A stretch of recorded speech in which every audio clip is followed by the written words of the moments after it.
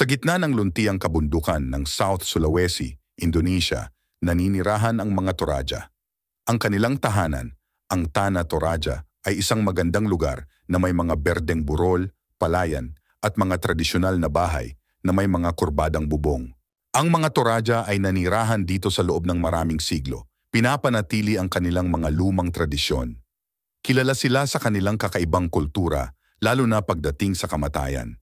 Para sa kanila, ang kamatayan ay hindi ang katapusan, kundi isa pang hakbang sa paglalakbay ng buhay. Ang paniniwalang ito ang humuhubog kung paano nila tinatrato ang kanilang mga yumaong mahal sa buhay. Sa kultura ng Toraja, ang mga libing ay malalaking kaganapan na tumatagal ng ilang araw o kahit na linggo.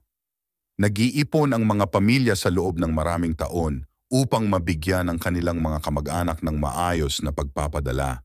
Sa mga seremonyang ito, mayroong pistahan, sayawan, at pag-aalay ng hayop. Ang buong komunidad ay nagsasama-sama upang parangalan ang namatay.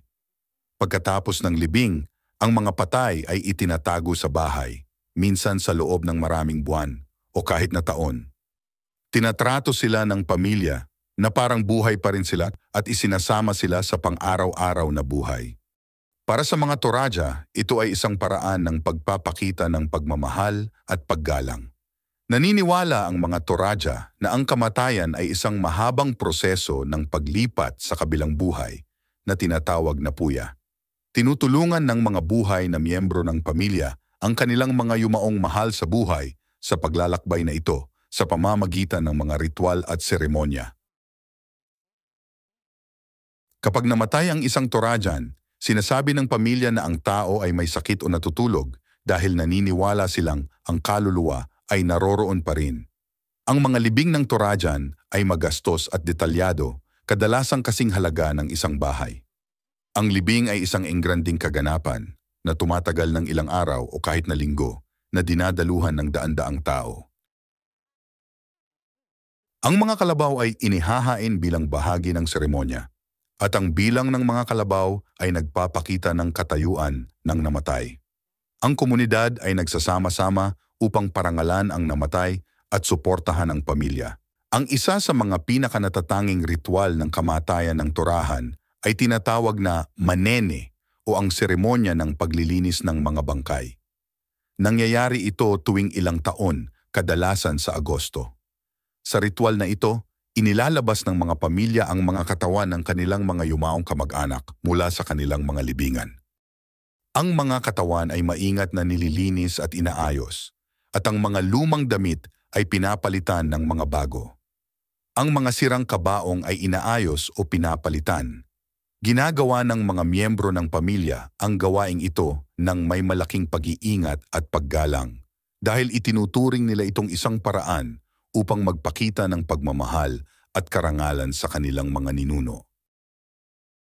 Sa panahon ng manene, ang mga bangkay ay madalas na kinukunan ng litrato kasama ang mga buhay na miyembro ng pamilya. Ang mga larawang ito ay pinahahalagahang alaala ng pamilya na tumutulong na mapanatili ang malakas na ugnayan sa pagitan ng mga buhay at mga patay. Ang ritual ng manene ay higit pa sa paglilinis ng mga katawan. Ito ay isang oras para sa mga reunion ng pamilya. Ang mga taong lumipat ay madalas na bumabalik para sa kaganapang ito.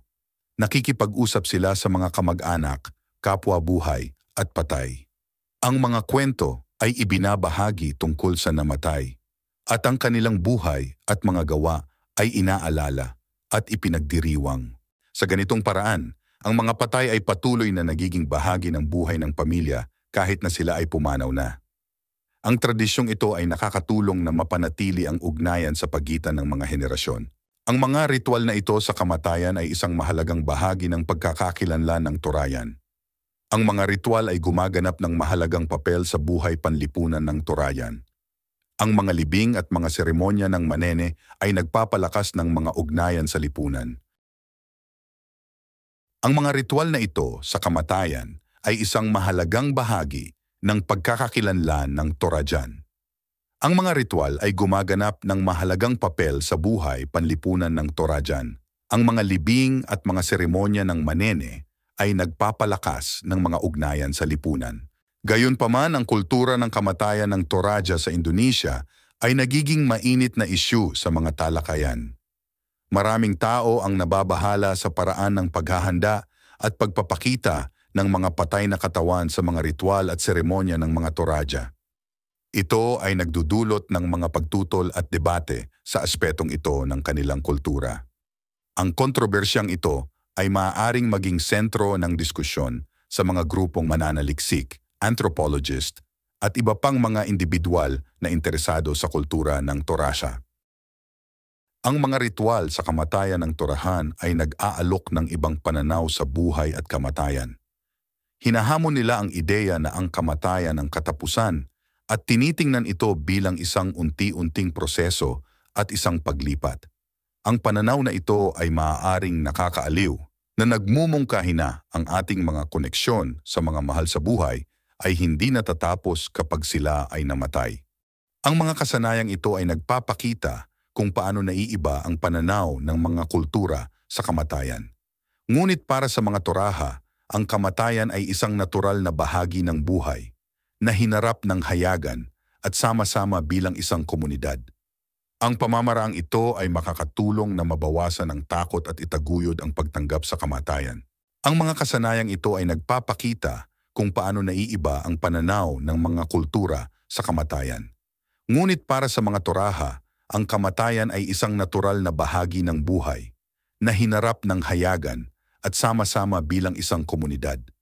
Ang pamamaraang ito ay makakatulong na mabawasan ang takot at itaguyod ang pagtanggap sa kamatayan.